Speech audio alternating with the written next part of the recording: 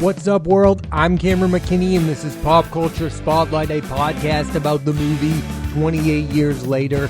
Here's a quick synopsis. 28 years after the emergence of the rage virus, a 12-year-old Spike leaves his secluded home for the first time with his father, Jamie, and encounters the infected. The film stars Alfie Williams, Jodie Comer, Aaron Taylor Johnson, Ralph Fiennes, and Jack O'Connell. Standout performances. I have a growing frustration when it comes to people only talking about actor Aaron Taylor Johnson in terms of him possibly being the next James Bond, and that could happen and it would be interesting, but this is an actor who's been on a great run of performances lately. He's been in 2022's Bullet Train as the assassin Tangerine, with the dynamic between him and co-star Brian Tyree Henry being the best thing about that movie. Next is 2024's The Fall Guy, reuniting with Bullet Train director David Leitch, playing superficial movie star Tom Ryder, another example of how funny he can be. Also in 24 was Nosferatu from Robert Eggers, where he plays Friedrich Harding, who doesn't believe anything supernatural is occurring and is just worried about his wife. That gets us to 28 years later, where in it Aaron Taylor Johnson plays Jamie, and it's the first time I can remember him playing a father. One of the things I liked most about the early part of the movie is how Jamie is just a proud dad. As good as I believe Taylor Johnson has been throughout his career, I have a strong feeling that the best is yet to come. He's proven himself a more than capable supporting actor. The next test is going to be being a leading man. That's why most people are fixated on James Bond. And I get it, but my point is, don't overlook the work the actor has already done on. Aaron Taylor Johnson will next star in the movies Fuse with Theo James, Sam Worthington, and Gugu Mbatha-Raw, Blood on Snow with Benedict Cumberbatch, and the sequel to 28 Years Later, The Bone Temple, from director Nia DaCosta. These are the 5 movies I've seen actress Jodie Comer in. Free Guy, where she gives a performance better than that movie deserves. What I like most about it is the love story between her and Joe Keery's characters. The Last Duel, for which she gave a performance worthy of an Oscar nomination. She's a standout in a movie in which she shares scenes with Matt Damon and Adam Driver. The End from Where We Start, an underrated movie with a brilliant performance from Comer at the center, which weirdly has a lot in common with 28 Years Later. The Bike Riders, another movie in which I think she should have gotten an Oscar nomination. I don't care how you feel about that accent. And finally, you have 28 Years Later, where Comer plays Isla, who is a mother that is going through a mysterious health issue. Jodie Comer has had a great start to her career in films, and performance-wise, I wouldn't call her a subtle actor, but I find her to be beyond effective. She feels like a real movie star in the making. Jodie Comer will next star in the movies The Death of Robin Hood from writer-director Michael Sarnowski with Hugh Jackman, and The Last Disturbance of Madeline Hind from writer-director Kenneth Branagh. Alfie Williams plays Spike, who emerges as the lead of 28 Years Later. You can call it a coming-of-age story if you want. What I would call it is the best lead performance from a kid in a horror movie since Mason Thames, now the lead of the new live How to Train Your Dragon, in The Black Phone. In that, he holds his own against Ethan Hawke, and in the case of Williams, he's acting with Aaron Taylor Johnson, Jodie Comer, and Ralph Fiennes. Throughout the entire film, you really do feel like that Spike is going through an entire character arc, and for that, all the credit in the world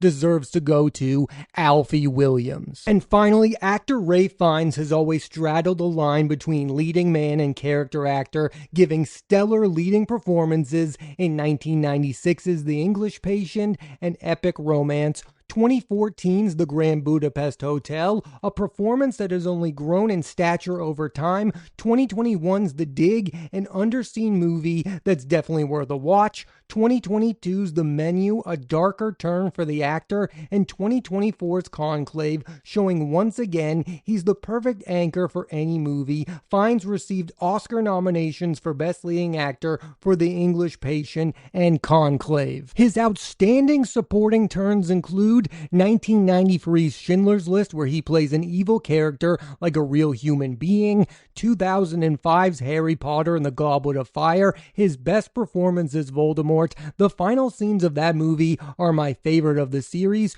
2008's In Bruges. Yeah, you can talk about Colin Farrell and Brendan Gleeson all you want. They're deserving, but Fiennes comes in and makes a huge impact. 2015's A Bigger Splash, a performance I would say that is really going for it. And 2016's Hail Caesar, he shares the funniest scene of that movie with Alden Ehrenreich. Fiennes got a Best Supporting Actor nomination for Schindler's List. 28 years later is the latter type of performance. Fiennes is not the lead character, but by the end, he'll have you thinking he's the heart and soul of the movie as Dr. Kelson, who is perceived to have gone mad after the rage virus. It's been said a lot already, but it's true. Hard to imagine any other actor playing the role. In the hands of a lesser performer, I could see the part being more of a distraction. Danny Boyle is a director I've always been fond of, but over the last month or so, I've gone back and watched most of his filmography,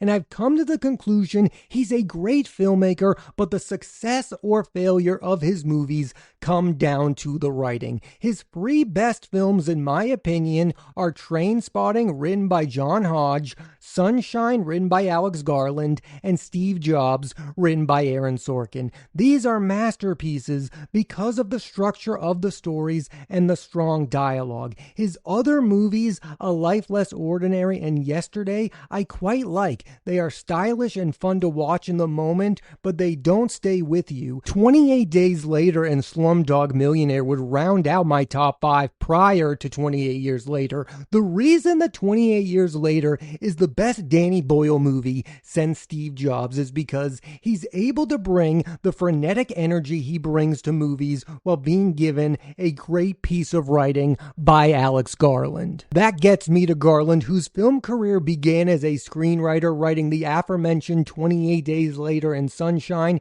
He also wrote the movies Never Let Me Go and Dread. In the last 10 years, he's made a name for himself not only as a writer, but also a director with the films Ex Machina, Annihilation, Men, Civil War, and Warfare. He also wrote and directed the miniseries Devs. I've talked about him and his work a lot on this podcast. I'm a big fan, and when I see his name connected to something, I'm immediately drawn to it. I don't want to say too much about what he brought to the story of 28 Years Later. All I will say is there's real humanity in a zombie movie, which isn't something you see all the time. The original 28 Days Later was viewed as a revival of the zombie movie, and with 28 Years Later, there's been a lot of undead content in between. Movie-wise, you've had Shaun of the Dead, the Zombieland movies. In television, you've had The Walking Dead, and of course, The Last of Us. And you can make comparisons between the beloved HBO show and 28 Years Later. Both have a young protagonist who is having issues with a father figure. I also see the difference between the two. 28 Years Later is a story on a much smaller scale. It's more contained, which is crazy for a sequel to be. Think about the modern evolution of franchises. Each movie gets bigger and bigger than the last one. I mean, think about where the Fast and the Furious franchise started. It started off small, and now each movie gets grander and grander. The same thing goes for the Mission Impossible films. And with 28 Years Later, you have the rare sequel that scales things back. So the ending of 28 Years Later has gotten a polarizing reaction from both audiences and critics alike, and I'm not going to spoil it. What I will say is, if you have followed the screenwriting career of Alex Garland, you should not be surprised. All his works have challenging endings, and it's the thing I like most about him as a writer. The two most discussed in his filmography come from Sunshine and the fact that the character Pinbacker, played by Mark Strong, goes completely mad, and Annihilation, where Lena, played by Natalie Portman, confronts an alien who imitates her every move. These are visceral endings. Here's what Alex Garland himself said about endings in general on the Script Apart podcast hosted by Al Horner. Quote, "I usually start stories with the ending, like I have a sense of the ending, and I think I tend to personally like endings that are quite dialogue dialogue-free. There are a sequence of images that are sustained, and you can make sense of them. You can unravel them by what preceded them. So there's something wordless and something impressionistic happening, and it's like a state of resolution rather than an ending in a more traditional form, end quote. The thing about this movie 28 years later is it's building towards a sequel that's already been made, and hopefully a third movie. The last thing I will say about Alex Garland is I am a tad disappointed he's not directing one of the 28 movies. I know there are some screenwriters that have made the move to director, Aaron Sorkin and Charlie Kaufman, where people think they are not great at adapting their own screenplays. I don't necessarily agree, but I can't fathom anyone has that opinion on Alex Garland. I truly think his best movies are the ones he's written and directed. Garland is next set to write and direct a film adaptation of the video game Elden Ring. Box office so far 28 years later has grossed over $103 million, and why I ultimately care about its box office is because its success would lead to the third movie of this potential trilogy. What I don't know, and what seemingly no one knows, is what does success look like for 28 years later? Like, what number does it need to reach for a third movie to be greenlit? Like, is the number $400 million? Is the number $250 million? Like, I don't know if we're going to get a third film. I really want one. Like, I want to see the conclusion to Garland's story here. It's also worth noting that the lead of the first film, 28 Days Later, Cillian Murphy, who played Jim, is set to return for the sequel, but he would have a bigger role in the potential third movie. That is one of the biggest reasons why I think a third movie is going to be made for this trilogy, because of the involvement of Cillian Murphy, who's coming off of an Oscar victory for Oppenheimer. He has to be the reason they would want to do a third movie, to get that big star to do their film. I mean, he is becoming a bigger and bigger star. One of the things I want to happen is I also want to see the return of Naomi Harris. You know, the other star who was the breakout of 28 Days Later, who has gone on to get an Oscar nomination herself for Moonlight. Oscar chances. It's my hope that 28 years later becomes a big player. Boyle should be in contention for Best Director, and Garland should be up for a screenplay nomination. My concern is this won't be taken seriously because it's a horror zombie movie, and the Academy has been historically unkind to the genre. Also, you have Sinners this year, so I feel like that is the horror movie that ultimately is going to get all of the Oscar glory. I mean, I didn't even mention that the film deserves an Oscar nomination for the cinematography as well. And yes, I obviously believe there should be room for two horror movies. I believe both Sinners and 28 Years Later should get Best Picture nominations. They are two of the very best movies of 2025 so far, and I don't see many movies on the horizon being much better. In the case of Danny Boyle, I just find it insane that his only nomination for Best Director was for Slumdog Millionaire, for which he won the award. I mean, this is one of our great directors. He should have been nominated for Steve Jobs, he should have been nominated for Trainspotting, and he should be nominated for 28 Years Later. And Alex Garland hasn't gotten an Oscar nomination since Ex Machina, and I kind of understand that. I mean, he is a little niche. He doesn't make movies that a lot of people see, although Civil War was his most popular movie, and he still didn't get Oscar nominations. Like, I just think this is the best screenwriter right now. He's making this movie a return to the movie that made him a screenwriter in the first place. It's a mainstream film. Nominate Alex Garland and Danny Boyle for 28 Years Later, please. I just don't think it's going to happen, but but it should happen. I do want to get into my excitement level for seeing this movie in the first place, because I was first drawn to it after it was announced that Danny Boyle and Alex Garland were going to be involved. I mean, they were not involved in the first sequel 28 weeks later, which I just watched for the first time and isn't bad. Rose Byrne and Jeremy Renner are really good in that movie. Imogen Poots as well. The return of Boyle and Garland definitely struck my interest, and then I saw the cast of the movie. Oh, you're getting Aaron Taylor Johnson, Jodie Comer, and Ralph Fiennes. I mean, that right there is the big difference between 28 Days Later and 28 Years Later. When 28 Days Later came out, no one knew who Cillian Murphy was. No one knew who Naomi Harris was. Yes, they kind of knew Brendan Gleeson, but they were not big names. Aaron Taylor Johnson is a big name. Jodie Comer is a big name. Ralph Fiennes is a big name. So because of the involvement of all of those people, my expectations were raised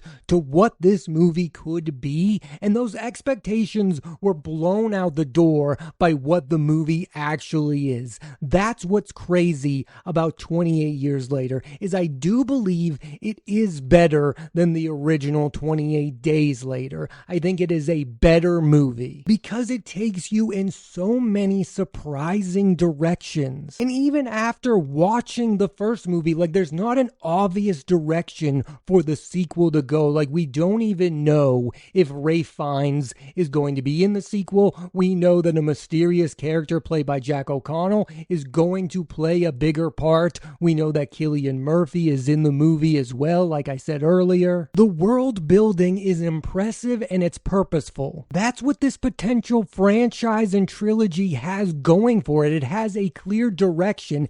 Danny Boyle and Alex Garland know where the story is going, and if they're able to execute that, something special could come out of it. That is the problem with most modern franchises. There is not a singular voice at the head of it. There is no direction. They don't know what to do from one movie to the next. But with 28 Years Later, they have the whole thing mapped out. A second movie has already been made, and I really hope that a third one is as well. There are probably people out there that expected this movie 28 Years Later to be one of those films that's been coined a legacy sequel, like Twisters, like Top Gun Maverick. That is not what 28 Years Later is. It is taking the franchise in a whole different direction. And that's really why I think this movie is finding success with audiences, because it doesn't feel like a zombie movie you've seen before. Yes, it feels in relation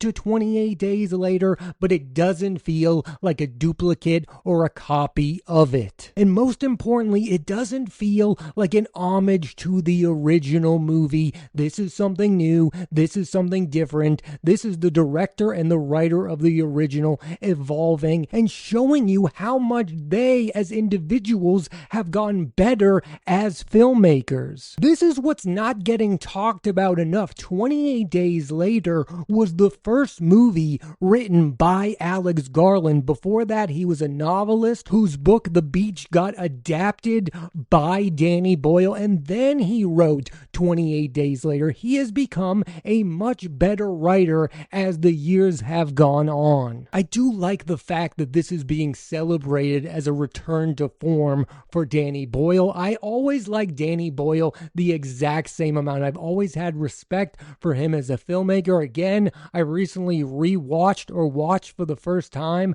many of his movies. I think Trainspotting, Sunshine, and Steve Jobs are just absolute masterpieces. And who knows, after a few more watches, I might feel the exact same way about 28 Years Later. If you haven't watched the earlier collaborations of Danny Boyle and Alex Garland, 28 Days Later and Sunshine, do yourself a favor and watch those two movies immediately, especially Sunshine, in which I believe Cillian Murphy gives the best leading performance of his career outside of Oppenheimer. In closing, Boyle's and Garland's return to the 28 films was well worth the wait. Thanks for listening to this edition of Pop Culture Spotlight. I'm Cameron McKinney, and the There'll be a new episode of the podcast every Thursday on Apple Podcast and Spotify. I highly recommend you check out the film